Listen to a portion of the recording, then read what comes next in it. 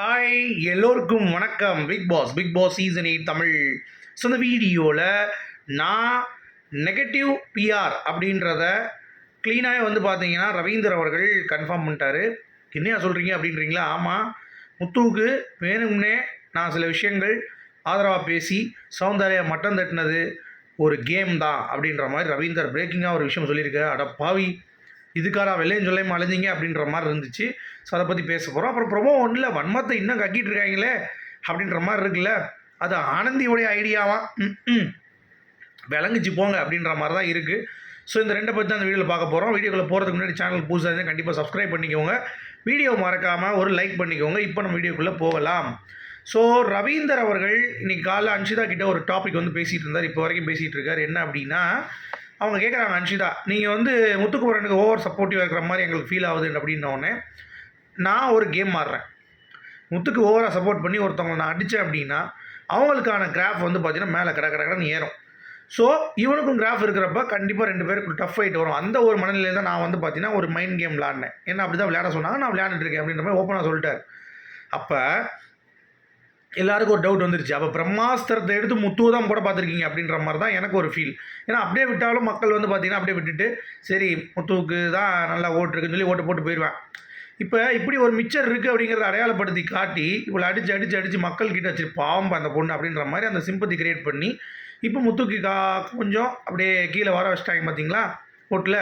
அதற்கு முழுக்க இந்த ரவீந்தர் தான் காரணம் அப்படிங்கிறத அவர் ஓப்பனாக ஒத்துக்கிட்டார் அன்சிதா கிட்ட. அப்படி தான் அது, ஏன்னா அதுதான் என்னுடைய கேமு அப்படின்ற மாதிரி பேசிகிட்டு இருக்காரு. யோ என்னையா பிரம்மாஸ்திரம் அப்படின்ற மாதிரி தான் இருக்குது. ஸோ இது ஒரு பக்கம். அடுத்து அன்சிதா பார்த்தீங்கன்னா இந்த பிஆருக்கும் நார்மல் கமெண்ட்ஸுக்கும் வித்தியாசம் தெரியுமா தெரியாதா அப்படிங்கிறது தெரில. அவங்க ஜாக்கப் பேசின பேச்சுக்கு எல்லாம் நடிகன்னு என்ன போட்டு கமெண்ட் பண்ணுறாங்க. எல்லாமே பிஆர் அப்படின்றாங்க. ஏய், பிஆர்னா என்ன தெரியுமா? நார்மல் மக்களும் பிஆர் கிடையாது. ஏன்னா எனக்கு தெரிஞ்சு ஜாக்லினுக்கு பார்த்தீங்கன்னா பிஆர் கம்மியாக தான் இருக்காங்க. நார்மலுடைய மக்கள் பயங்கரம். இது என்னுடைய ட்வீட் நான் செக் பண்ணும்போதே தெரியும். நிறைய பேருடைய ட்வீட்ஸ் பார்த்தீங்கன்னா எப்பயோ ஆரம்பிச்சிருப்பாங்க அக்கௌண்ட். பட் சௌந்தர்யாவுக்கு நீங்கள் ட்வீட்ஸ் செக் பண்ணி பார்க்கும்போது நீங்கள் பாருங்களேன், கிளிக் பண்ணி உள்ளே போய் போங்க. ஜாயின்ட் October 2024, November 2024 இப்படி தான் இருக்கும். ஆனால் ஜாக்லின் சப்போர்ட் பண்ணுறதுக்கு ஒரு சிலதுக்கு தான் அப்படி தெரியுமே தவிர மற்றபடி எல்லாத்துக்கும் மெஜாரிட்டி ஏற்கனவே பழசாக இருக்கிறவங்க, ஏற்கனவே சீசன் பார்த்துட்டு இருக்கவங்க அப்படி தான் சப்போர்ட் பண்ணிகிட்டு இருப்பாங்க பிக் பாஸ் ரசிகர்கள். ஸோ அது தெரியாமல் இந்த பொண்ணு பார்த்தீங்கன்னா நேற்று பிஆர்னா என்னன்னு சொல்லி சுனிதா கேட்டதுக்கு பதில் இல்லை. அதுதான் ரவீந்தர் கிட்ட பேசிகிட்டு இருக்கு. ரவீந்தர் அதை கிளாரிட்டி கொடுக்குறாரு. கமெண்ட்ஸுங்கிறது ரெண்டு வகையாக இருக்குமா. ஒன்று பிஆர் செட் பண்ணி பண்ணுறதுக்கு மக்கள் இருக்காங்க, அதை நீ புரிஞ்சுக்கணும் அப்படின்ற மாதிரி சொல்கிறாரு. சரிங்க அப்படின்னு சொல்லிட்டு அடுத்து தீபக் என்னால் தான் போயிட்டாரா அப்படின்னு சொல்லி இவர்கிட்டையும் கன்ஃபார்ம் பண்ணுறாங்க.